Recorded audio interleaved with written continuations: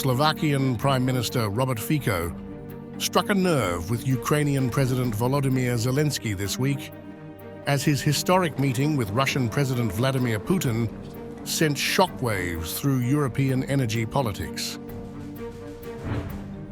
By openly challenging Zelensky's decision to block the transit of Russian gas through Ukraine, Fico positioned himself as a pragmatic leader, prioritizing Slovakia's interests, leaving Zelensky scrambling to defend his increasingly divisive stance.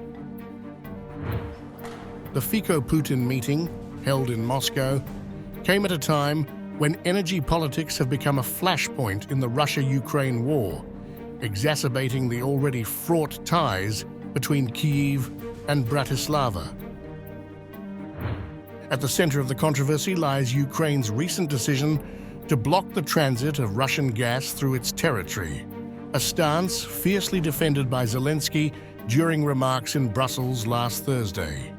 Slovakia, heavily dependent on gas flowing through Ukraine, now faces a precarious situation as the transit contract is set to expire at the end of the year.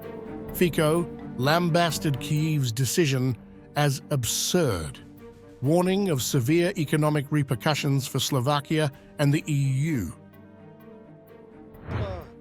I'm surprised at the vehemence of the response, where he basically ruled out any notion that Ukraine could transit virtually any gas. Because it's still some notion that any gas will go through Ukraine, it'll just be Russian gas. Absolutely ruled it out. And came up with suggestions that I find absurd, for example, that he'll only agree to it if we don't pay until the end of the war. He'll give you gas for free. After his Moscow meeting, Fico revealed Russian President Putin confirmed the readiness of the Russian Federation to continue to supply gas to the West and Slovakia, which is practically impossible after Jan 1, 2025, in view of the stance of the Ukrainian president. Fico's remarks ignited a storm of reactions, with Zelensky firing back in a blistering social media post. He accused Fico of prioritizing personal gain over Slovakian interests and alleged secretive dealings with Moscow. "We are fighting for our lives.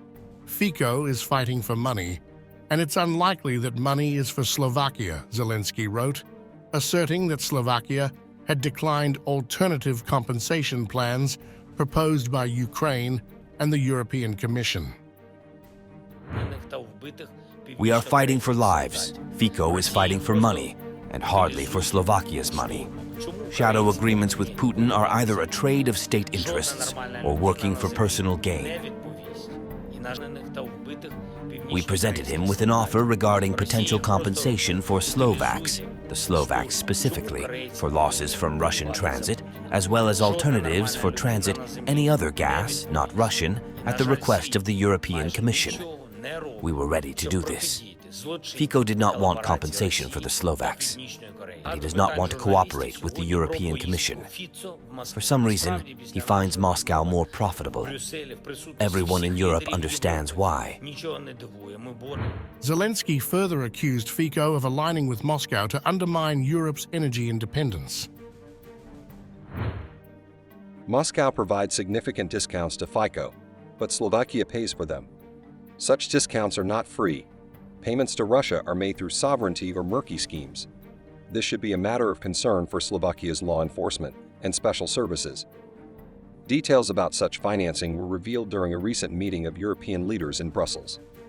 Leaders observed that Mr. Fico does not want to participate in the common European work on energy independence or seek replacement for Russian gas, but rather wants to assist Russia in pushing American gas and energy resources of other partners away from Europe, implying that he wants to help Putin earn money to fund the war and weaken Europe.